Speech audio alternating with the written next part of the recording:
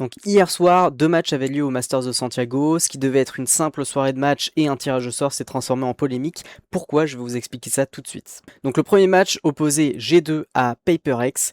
Sur le papier, c'était vraiment un match de finale. C'était l'affiche de la soirée. En réalité, le niveau proposé était largement en dessous des attentes et on peut le voir avec ce raté de Trent. Though forsaking to find Valen, now the spy becomes a problem. Divide doing wonders, but Trent, no! I can't believe my eyes! C'était une rencontre très décevante, loin du choc annoncé. Ensuite, T1 affrontait Team Liquid. Team Liquid, en forme ces dernières semaines, valide sa première map, puis s'impose face à T1 sur Split après un overtime disputé. Pas de réelle surprise, mais une confirmation pour Team Liquid. Après ces deux rencontres, place au tirage au sort. Le principe est simple. Les équipes en 1-0 s'affrontent entre elles, les équipes en 0-1 font de même. Les présentateurs tirent d'abord la boule M8, puis celle de PRX, et les placent directement l'un contre l'autre. Et là, petit problème.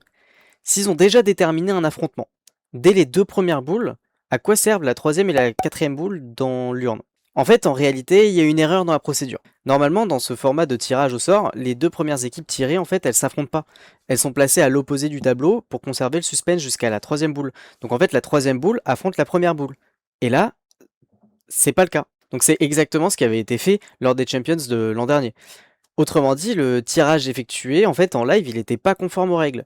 Donc le live, il se termine sur ça et on n'est pas plus au courant.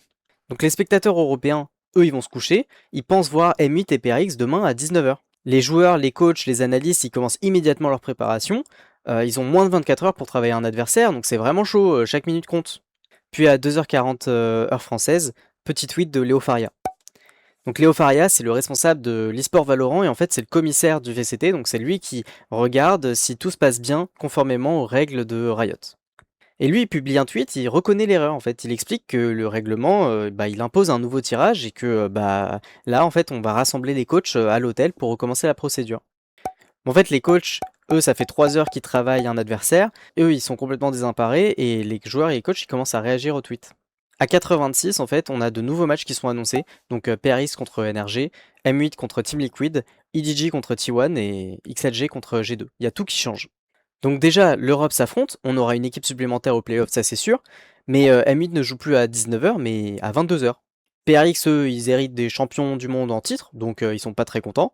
G2, de son côté, en fait, ils évitent EDG, qui était champion du monde en 2024, et ils tirent XLG, qui est une équipe vraiment moins forte sur le papier, donc ils sont très contents. À 6h25, Léo Faria, il partage la vidéo du tirage au sort, pour expliquer en fait et prouver que c'est le bon tirage au sort.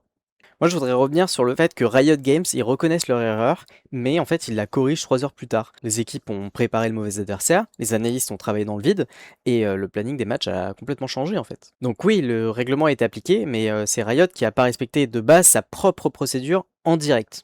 Donc qui est réellement désavantagé dans cette histoire? C'est tout simplement les équipes, évidemment. Celles qui doivent changer leur plan en pleine nuit, celles qui perdent 3 heures précieuses, cette situation, en fait, c'est très troublant parce que c'est un tournoi majeur organisé par l'éditeur lui-même qui se trompe dans son propre règlement, qui corrige l'erreur plusieurs heures après, alors que la préparation, elle est déjà lancée. Ça fait poser une vraie question sur le sérieux de la compétition apportée par l'organisateur et par l'éditeur lui-même. À ce niveau de compétition-là, en fait, ce type d'erreur, ça devrait tout simplement jamais arriver.